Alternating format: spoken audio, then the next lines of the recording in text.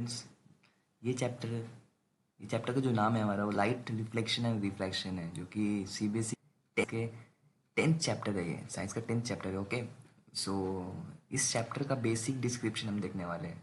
इस चैप्टर का मतलब क्या है, लाइट का मतलब क्या है, रिफ्लेक्शन का मतलब क्या है एंड रिफ्रैक्शन का मतलब क्या है। ये सब चीज़ें हम ऑलरेडी पढ़ चुके हैं, बट फिर भी एक रफ व्यू देना चाहता हूँ मैं तुम लोगों को, ताकि तुम्हें समझ में आए। Okay, so here we are going to see explanation of basic terms। Basic terms देखने वाले हैं हम लोग। और बेसिक टर्म्स क्या है इस चैप्टर का, कि लाइट क्या होता है, रिफ्लेक्शन क्या होता है एंड रिफ्रैक्शन क्या होता है। Okay, so one by one ये सब चीज़ें हम ऑब्जर्व करने वाले हैं। तो चलो पहला चीज़ देखते हैं हम लोग कि एक्चुअली में लाइट होता क्या है, what is light. Okay, so light क्या है, what is light. Light is a form of energy. Light एक एनर्जी का फॉर्म है। ओके, एक एनर्जी का रूप है लाइट हमारा, that enable us to see the thing. की वजह से हम अपने सराउंडिंग की चीज़ें, अपने नियर बाय, अपने आजू बाजू की चीज़ें हम प्रॉपरली देख सकते हैं। So light is a form of energy that enable us to see the object, जो हमें एनेबल करता है कि हम अपने ऑब्जेक्ट, नियर बाय के ऑब्जेक्ट को देख सकें। ओके, इस लाइट का सबसे इंपॉर्टेंट चीज़ क्या है। लाइट इंपॉर्टेंट इसलिए कि लाइट के प्रेजेंस में ही हम दूसरी चीज़ें देख सकते हैं। लेकिन लाइट के प्रेजेंस में हम दूसरी चीज़ें देखते कैसे हैं, वो चीज़ हमें अब थोड़ा सा समझने की ज़रूरत है। ओके, लाइट क्या होता है, light start from source. Light source से स्टार्ट होता है। Okay, light start from source. Source ढेर सारे तरीके के हो सकते हैं। लाइक सन है हमारा मेजर सोर्स, तो हमारे पास सन ही है। सन है सोर्स, बल्ब है, ट्यूबलाइट से, फायर है, फायर हो गया, मतलब ढेर सारी चीज़ें हैं जो लाइट का सोर्स है। ओके, सो लाइट अपने सोर्स से स्टार्ट होता है first thing. Okay, and bounced of the object, जब ऑब्जेक्ट तो हीट करेगा, तो हीट करने के बाद, ऑब्जेक्ट पे फॉल होने के बाद, light will bounced back from the object. Object से लाइट हमारा बाउंस होता है वापस, पीछे की तरफ बाउंस होता है, और किधर भी बाउंस हो सकता है, ऐसा जरूरी नहीं कि पीछे ही बाउंस हो। Okay, so bounced off object which are perceived by our eyes. हमारी आंखें उस रे को, जो बाउंस होकर हमारे पास आती है, उसको हमारी आंखें परसीव करती है, रिसीव करती है। Okay, and our brain processes this signal, और ये सिग्नल को हमारा ब्रेन प्रोसेस करता है। And our brain processes this signal, इस सिग्नल को हमारा ब्रेन प्रोसेस करता है, जानने की कोशिश करता है कि ये सिग्नल कैसा है और किस चीज़ का है। Which eventually enable us to see the object, और जिस ऑब्जेक्ट से वो सिग्नल आ रहा है, वो सिग्नल को के वो सिग्नल के थ्रू हमें ऑब्जेक्ट दिखाई देता है। Which enable us to see the object, जो हमें एनेबल करता है कि हम ऑब्जेक्ट को देख सकें। एंड एक फैक्टर मैंने यहाँ पे लिखा है कि speed of light is 3 × 10⁸ metre per second. Light का जो स्पीड है वो 3 × 10⁸ मतलब 10 ये पावर में है, 10⁸ metre per second is the speed of light. Okay, this thing you have to keep in mind to solve the numerical. और ये हमने पहले भी प्रीवियस सेक्शन में भी देखा है, मतलब 9th स्टैंडर्ड में भी हमने ये चीज़ें देख के रखी है। Now the new term is reflection. हमें रिफ्लेक्शन देखना पड़ेगा। रिफ्लेक्शन क्या होता है, व्हाट इज रिफ्लेक्शन। तो एक जनरली डेफिनेशन बता देता हूँ रिफ्लेक्शन के लिए। तो रिफ्लेक्शन होता क्या है, when light travel from one medium, जब लाइट हमारा एक मीडियम से ट्रेवल होता है। When light travel from one medium, एक मीडियम से लाइट ट्रेवल होता है, वो मीडियम कुछ भी हो सकता है हमारा, लाइक एयर, ग्लास, वैक्यूम, क्यों कुछ भी, वैक्यूम कुछ भी, एनीथिंग, कोई भी मीडियम हो सकता है, ऑयल हो सकता है, anything. Light one medium and incident on the surface of other medium, कोई दूसरे सरफेस पे इंसिडेंट करता है, लेकिन इसके लिए कंडीशन, वो सरफेस ऑपेक होना चाहिए, मतलब एक साइड से पैक होना चाहिए वो सरफेस। दूसरा जो मीडियम है, उस मीडियम का एक सरफेस ऑपेक होना चाहिए, पैक होना चाहिए, तभी वो जो लाइट है हमारी वहाँ से बाउंस बैक होगी, टकरा के फॉल होके वापस से पीछे की तरफ बैक होगी। And that phenomena is called as reflection. उसी फिनोमिना को हम क्या बोलते हैं, कि वो हमारा रिफ्लेक्शन है। एक एग्जांपल देखते हैं हम लोग। मिरर पे रे फॉल होता है, फॉल होने के बाद वो रे वापस वहाँ से बाउंस होगा। हम इस नेक्स्ट डायग्राम के थ्रू इसको समझने की कोशिश करेंगे। काफ़ी सिंपल डेफिनेशन है और इजीली समझ में आ जाएगा। Now this is a figure which we are going to see here. So इस फिगर में हम देख सकते हैं, दिस इज प्लेन मिरर, ये एक मिरर है, दिस इज प्लेन मिरर। इस प्लेन मिरर पे रे गिर रही है, सन की रे गिर रही है, और किसी सोर्स से रे आ रही है जो इस मिरर पे इंसिडेंट हो रही है। ये रे है सन की, मतलब लाइट की रे, लाइट। ओके, सो ये रे यहाँ से इंसिडेंट होके बाउंस बैक उसी मीडियम में वापस से बाउंस हो रहा है। ओके, उसी मीडियम में वो क्या हो रहा है, बाउंस हो रहा है। हमने यहाँ पे एक नॉर्मल ड्रॉ करके रखा है, दिस इज नॉर्मल, उसको इक्वल भी बोलते हैं हम लोग, इक्वल लिखा है यहाँ पे, और नॉर्मल भी बोला जाता है उसको। नॉर्मल का मतलब होता है परपेंडिकुलर। क्या होता है उसका मतलब? परपेंडिकुलर। ओके, हमें परपेंडिकुलर ड्रॉ कर दिया हमने, ये हमारा परपेंडिकुलर हो गया। सो जो डेफिनेशन था हमारा, जो हमने प्रीवियस स्लाइड में देखा था, वो क्या था definition? When light travel from one medium and incident on the surface of other medium it reflect back, it bounce back, ठीक है, which is called as reflection, जो हमारा डेफिनेशन था। और मैंने जैसे बोला था कि वो डेफिनेशन काफ़ी हमारा सिंपल है, तो वो डेफिनेशन हो गया हमारा वो। सो देख सकते हैं एक बार statement, when light travel from one medium and incident on the surface of other medium it bounce back, it bounce back called reflection. जो बाउंस बैक होता है उसको हम क्या बोलते हैं? रिफ्लेक्शन बोलते हैं। तो यहाँ पे हो गया रिफ्लेक्शन, लाइट इंसिडेंट हुआ, बाउंस बैक हुआ, और इसको हमने क्या बोल दिया? रिफ्लेक्शन। और बीच में जो ड्रॉ किया हमने, ये हमारा परपेंडिकुलर है। परपेंडिकुलर मतलब 90 डिग्री। होपफुली 90 डिग्री पता होगा सबको कैसे ड्रॉ करना है परपेंडिकुलर। परपेंडिकुलर मतलब 90 डिग्री। इस परपेंडिकुलर को हम लोग इक्वल्स भी बोलते हैं, और नॉर्मल, बेसिक टर्म्स में इसको नॉर्मल बुलाता है। नॉर्मल याद रखना है हमें इसको, कि नॉर्मल है ये हमारा, ठीक है। तो इसके लिए हमारे पास एक लॉ ऑफ रिफ्लेक्शन है। हम थोड़ा सा लॉ ऑफ रिफ्लेक्शन देख लेते हैं कि लॉ में क्या बोला गया है। लॉ में ये बोला गया है कि जो एंगल है, दिस इज एंगल, ये एंगल किसके बीच का है? इंसिडेंट रे के बीच का है और इक्वल के बीच का है। So the angle between incident ray and equal, that is normal. Normal और इंसिडेंट रे के बीच का जो एंगल है, ये इसको क्या बोलेंगे हम लोग? Angle of incidence. ये एंगल और ये जो रिफ्लेक्टेड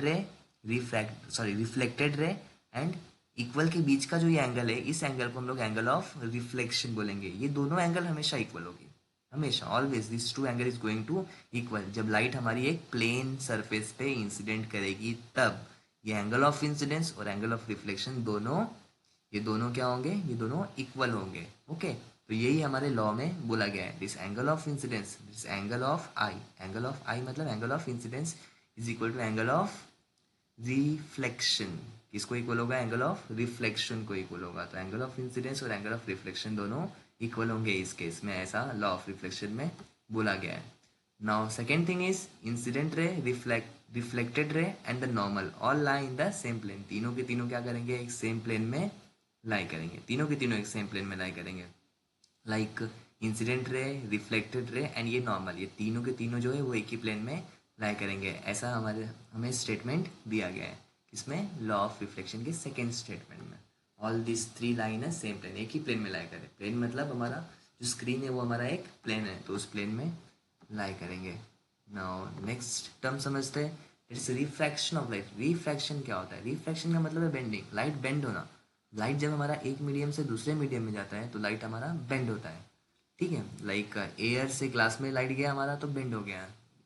लाइट हमारा वैक्यूम से एयर में आया तो फिर भी बेंडिंग होता है। लाइट हमारा एयर से ऑयल में गया तो फिर भी बेंड होगा। मतलब लाइट अगर अपना मीडियम चेंज करेगा, एक मीडियम से लाइट हमारा दूसरे मीडियम में जाएगा, तो वो बेंडिंग दिखाएगा ही दिखाएगा।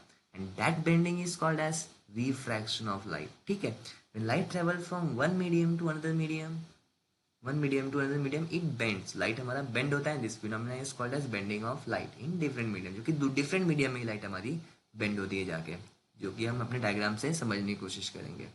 सो यहाँ पे हमारे पास एक ग्लास स्लैब है, ये ग्लास स्लैब हो गई। ये एक रे इंसिडेंट करी यहाँ पे, दिस रे is called as incident ray, ठीक है। एंड वो रे थोड़ा सा बेंड हो गया, बेंड होके ग्लास के थ्रू पास हो रहा है, ग्लास स्लैब के थ्रू पास हो रहा है। दिस इज ग्लास स्लैब, ये ग्लास स्लैब के थ्रू ये रे हमारी बेंड होके पास हो रही है। निकल रही है तो जब बाहर निकल रही है तो वापस से बेंडिंग शो कर रहा है। टू टाइम बेंडिंग शो कर रहा है रे हमारा। रे जब एयर से ग्लास में आता है, एट दैट टाइम ये रे हमारी बेंड हो गई थोड़ी सी। और जब रे हमारी ग्लास से एयर के मीडियम में आती है, उस टाइम पे भी रे थोड़ी सी हमारी बेंड हो गई। लेकिन दोनों के बेंडिंग में फ़र्क है, हल्का सा फ़र्क है। देखते हैं कैसे फ़र्क है। यहाँ पे क्या हमने दिस ड्रॉ कर दिया हमने, this is normal which we have here, and this is also normal, ये भी हमारे पास नॉर्मल है। ओके, तो रे जब यहाँ से इस पॉइंट पे इंसिडेंट होगी तो ये नॉर्मल के तरफ बेंड होगी, ये नॉर्मल के तरफ बेंड हो रही है। ओके, और जब रे हमारी इस ग्लास स्लैब से बाहर एयर में आ रही है तो ये नॉर्मल से दूर होती हुई बाहर निकल रही है। ये रे कैसे बाहर निकल रही है? दूर होती हुई बाहर निकल रही है।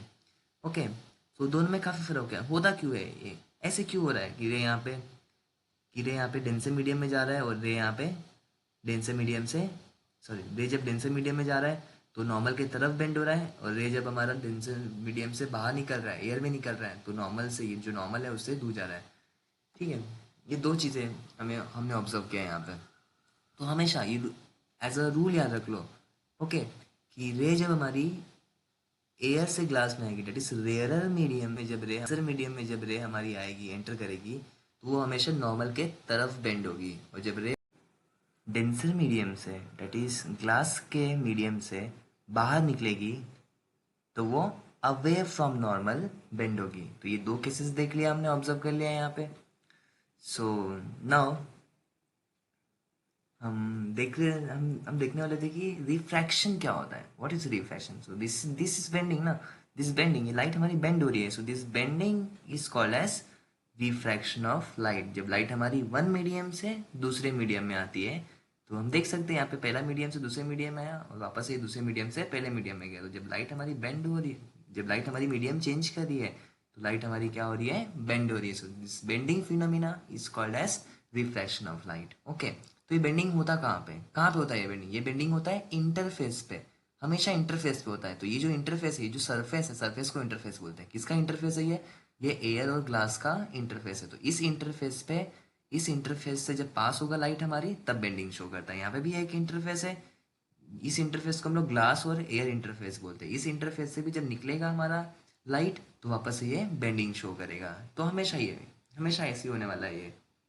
ओके, नाउ हम एक बार डेफिनेशंस पे थोड़ा सा फोकस करते हैं कि डेफिनेशंस कैसा लिखा है हमने। देख सकते हैं हम लोग, when light travel from one medium to another medium it bends. जब लाइट एक मीडियम से दूसरे मीडियम में जाती है, तो वो बेंड होती है। And this phenomena of bending of light is in different media is called refraction of light. जब दूसरे मीडियम में जाती है, तो लाइट हमारी बेंड होती है, और दूसरी को हम क्या बोलते हैं कि हमारा रिफ्रैक्शन हो गया। ओके, सो इसमें कुछ टर्म्स है जो हमें समझना है। देखेंगे हम लोग यहाँ पे, ये इंसिडेंट रे है क्योंकि रे इंसिडेंट हो रही है, और ये नॉर्मल है, तो नॉर्मल और इंसिडेंट रे के बीच में जो एंगल है वो एंगल ऑफ इंसिडेंस हो गया। नाउ ये नॉर्मल है और ये रिफ्रैक्टेड रे है, ये रे बेंड हो रही है, बेंडिंग होकर जो रे जाती है उसको हम रिफ्रैक्टेड रे बोलते हैं। तो रिफ्रैक्टेड रे और नॉर्मल के बीच में जो एंगल बनेगा, उस एंगल को हम लोग बोलेंगे एंगल ऑफ रिफ्रैक्शन बोलेंगे। ओके, क्या बोलेंगे, एंगल ऑफ रिफ्रैक्शन। जो रे बाहर निकलती है, उस रे को हम लोग इमरजेंट रे बोलते हैं। क्या बोलते हैं उसको हम लोग, इमरजेंट रे, जो रे हमारी यहाँ से बाहर निकलती है। ओके, और ये हो गई हमारी नॉर्मल, नॉर्मल मतलब 90 डिग्री। तो जो एंगल बनाते हैं हम लोग नॉर्मल नॉर्मल और इमरजेंट रे के बीच में, उस एंगल को हम लोग एंगल ऑफ इमरजेंस बोलते हैं। क्या बोलते हैं उसको हम लोग, angle of emergence. Angle of emergence को ई से दिखाया जाता है, एंगल ऑफ रिफ्रैक्शन को आर से दिखाया जाता है, और एंगल ऑफ इंसिडेंस को आई से दिखाया जाता है। ओके, सो यहाँ पे ये हमारा रेक्टेंगुलर स्लैब है, जैसे कि हमने पहले ही देखा था। इस रेक्टेंगुलर स्लैब के जो पार्टिकल्स है वो डेंसर होते हैं, ये डेंसर मीडियम है। और ये जो एयर के पार्टिकल्स है वो दूर दूर होते हैं, रेयर होते हैं, इसलिए इसको हम लोग रेयर मीडियम बोलते हैं। अगेन, ये रेयर एयर जो है वो रेयर मीडियम हो गया, और ये ग्लास जो है वो डेंसर मीडियम हो गया, उसको डेंसर मीडियम बोला जाता है। फाइन, नो नेक्स्ट लॉ पे आते हैं हम लोग, कि हमें लॉ देखना पड़ेगा। लॉ लॉ क्या बोलता है, law of refraction states that the incident ray, refracted ray and normal, दो रे के बारे में डिस्कस किया। इंसिडेंट रे में देखा था जो रे टकराती है ग्लास स्लैब पे, रिफ्रैक्टेड रे मतलब जो रे बेंड होके जाती है, एंड द नॉर्मल जो परपेंडिकुलर है। यहाँ पे देख सकते हैं हम लोग, ये इंसिडेंट रे हो गई, ये रिफ्रैक्टेड रे हो गई, और ये नॉर्मल हो गई। तीनों के तीनों lie will lie on in the same plane. तीनों के तीनों कहाँ पे लाई करेंगे, सेम प्लेन पे लाई करेंगे। Just like law of reflection, reflection में incident ray, reflected ray and normal, ये तीनों एक प्लेन में लाई करते थे। लेकिन यहाँ पे incident ray, normal and refracted रे, ये डिफरेंट है। यहाँ पे रिफ्रैक्टेड रे, ये तीनों एक प्लेन पे लाई करेंगे। कहाँ पे, एक सरफेस के एक पॉइंट्स है, ये सरफेस है, जो इंटरफेस है, जो ये इंटरफेस के दो ट्रांसपेरेंट मीडियम, ये ऊपर है ट्रांसपेरेंट, नीचे है ट्रांसपेरेंट, ये दोनों ट्रांसपेरेंट मीडियम का जो ये सरफेस है, इस सरफेस के एक पॉइंट पे, एक पॉइंट ऑफ इंसिडेंस से ये तीनों लाइन क्या करेंगे, एक ही प्लेन में लाई करेंगे। ऐसा हमने स्टेटमेंट में अपने रखा है। देख सकते हैं हम लोग, incident ray, refracted ray and normal to the interface of the two transparent medium. Interface, interface मतलब सरफेस जो था हमारा of a transparent medium at the point of incidence, जहाँ पे रे हमारी इंसिडेंट करती है। All three will lie in the same plane. तीनों के तीनों कहाँ पे लाई करेंगे, सेम प्लेन पे लाई करेंगे। तीनों के तीनों मतलब incident ray, refracted ray and normal, this three will lie on the same plane. जैसा कि हमने देखा था लॉ ऑफ रिफ्लेक्शन में, वहाँ पे एंगल ऑफ इंसिडेंस देख सकते हैं हम लोग, वहाँ पे angle of incidence is equal to angle of reflection हुआ करता था। बट लॉ ऑफ रिफ्रैक्शन में angle of incidence and angle of refraction कभी भी इक्वल नहीं होंगे। यहाँ पे ये दोनों चीज़ें कभी भी इक्वल होने वाली नहीं है। यहाँ पे इक्वल क्या होगा, यहाँ पे इक्वल नहीं होगी, ये दोनों चीज़ें इक्वल होने वाली नहीं है यहाँ पे, ठीक है। तो यहाँ पे हमें लॉ ऑफ रिफ्रैक्शन में एक नई चीज़ें स्टेट करनी पड़ती है, and that thing is Snell's law. तो हम स्नेल्स लॉ के बारे में देखेंगे लॉ ऑफ रिफ्रैक्शन में, ओके ना, जो कि हमारे लॉ ऑफ रिफ्लेक्शन में नहीं था। स्नेल्स लॉ क्या होता है, what is Snell's law? Snell's बोलते हैं हमें कि जो रेशियो है sine of angle of incidence का to the sine of angle of refraction के साथ, वो हमेशा इज कांस्टेंट, हमेशा कांस्टेंट रहता है। ये पूरे सेंटेंस को हम एक फॉर्मूले से लर्न करेंगे, तो that will be simple simple for us, okay. So वो फॉर्मूला क्या दिया है, यहाँ पे दिया गया है वो formula, it is sine of i upon sine of r is equal to constant. But ये नॉर्मल वे है डीप बोलने का, sine i upon sine r is equal to constant, but इसको हम प्रॉपर्ली डिफाइन करेंगे। इस अपॉन को हम रेशियो यूज करते हैं वर्ड में, ओके। तो रेशियो यूज करेंगे, जब रेशियो यूज करेंगे तो ये इसको हम अपॉन नहीं, इसको टू पढ़ा जाता है, टू रीड किया जाता है उसको, ओके। सो साइन ऑफ आई का मतलब एंगल ऑफ इंसिडेंस होता है, टू द रेशियो है ये, ratio of sine of I, that is angle of incidence, to the upon मतलब to the sine of angle of refraction, R का मतलब angle of refraction is equal to constant होता है वो, okay. तो sine of the ratio word use करना बहुत important है, the ratio of sine of angle of incidence to the sine of angle of refraction is equal to constant, वो हमेशा constant होगा। And this statement was given by Snell's, इसीलिए उसको हम Snell's law बोलते हैं। यहाँ पे आई का मतलब एंगल ऑफ इंसिडेंस है, I is angle of incidence, R का मतलब क्या है, एंगल ऑफ रिफ्रैक्शन, जैसा हमने यहाँ पे स्टेट किया है, okay, for two medium, that's it. So यहाँ पे बस इतना ही बताना था मुझे। ये सब बेसिक कॉन्सेप्ट्स हैं, आप लोगों को ऑलरेडी पता होंगे, बट फिर भी एक रिविजन की ज़रूरत है, क्योंकि हम ये चैप्टर रीड करने वाले, लर्न करने वाले हैं, तो ये चैप्टर में ये सब चीज़ें पता होना बहुत इंपॉर्टेंट है। इसीलिए मैंने आपको ये सब चैप्टर्स में ये सब छोटे छोटे टॉपिक्स जो होते हैं, जो आपने ऑलरेडी रीड कर चुके हैं, जो लर्न कर चुके हैं, उसको मैंने वापस से एक बार हाईलाइट किया। So very very thank you for watching this video.